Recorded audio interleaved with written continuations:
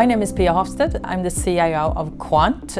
Quant is working with industrial maintenance, which means that we're working for different kinds of industries. For example, paper mills, mining, and maintaining their assets. Quant is an agile company, and we want to work together with partners that can add on more services towards our customers. One way of doing that is to utilize that from our Azure cloud platform.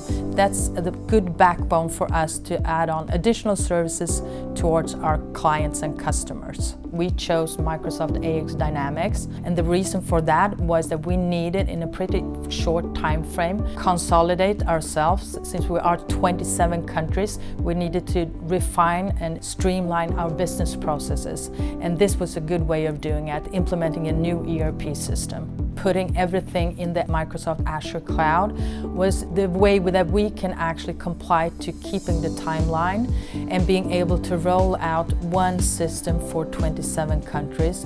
We had the need to streamline our processes as well as being able to adapt to localization and keeping the compliance. But otherwise, we drove for one global template. Since sa.global had the prior experience in rolling out the Microsoft Dynamics platform, they were capable of assessing the challenges that actually occurs in this kind of project and help us and guide us through these challenges. sa.global was very committed to actually complying to the need that we have, and they have the resources in doing so. sa.global has the ability to guide us. I think sa.global's ability were shown in the way that the time frame that we have required them together with us to work in different paths, meaning of course that we were deploying and developing at the same time. If you go through the path of implementing an ERP system, Microsoft Dynamics,